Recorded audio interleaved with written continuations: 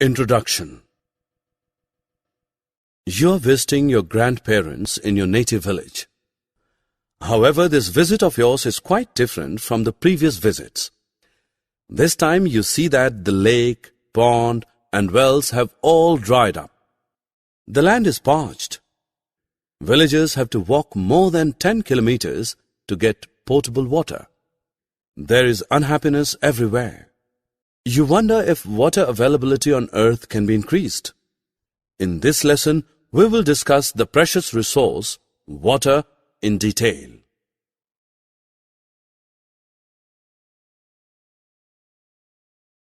Objectives.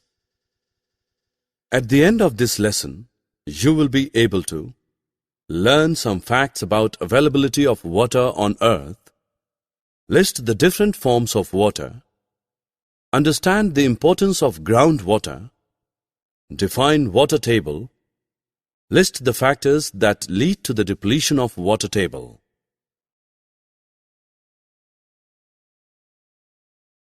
Earth is called the blue planet.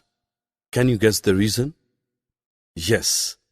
Water covers 71% of Earth's surface in the form of rivers, ponds, oceans and streams, thus making it appear blue in color when seen from space. However, 97% of the total water present on Earth's surface is saline water. Hence, it is fit neither for household consumption nor for agricultural and industrial use. The remaining 3% is fresh water, two-thirds of which is frozen in glaciers and polar ice caps. Only 0.006% of all the water present on Earth is available for consumption. Water exists in nature in three states, that is, solid, liquid, and gas. In solid form, water is known as ice or snow. It is found at the poles as ice caps and in glaciers and mountains as snow. In gaseous form, water is known as water vapor or steam. But the most common form that water takes is the liquid form. It is in this form that it is known as water. The natural process of circulation of water from the land to the sky and back to the land again is called the water cycle. The continuous cycling of water in its three forms keeps the total amount of water on Earth constant even when the whole world is using it. Not all the rainwater flows into rivers and ultimately into oceans. Some of it is absorbed by the soil. This water is known as groundwater. Although it is not visible, it is almost everywhere, flowing beneath the ground under your home, cities, farms, and deserts. Groundwater is an important source of fresh water on Earth. It is the source of water for many lakes and wells. Many of us drink groundwater every day. That is because hand pumps and tube wells tap groundwater to provide water for consumption. The upper limit of the level below which the ground is saturated with water is called water table. Groundwater is the water found below the water table. Runoffs from lakes and rivers, melting snow and rain lead to the formation of water table. Seasonal fluctuations in water table are common. During summers, the water table goes down, but during monsoon, its level rises. You just witnessed heavy showers in your locality. Huge puddles have formed.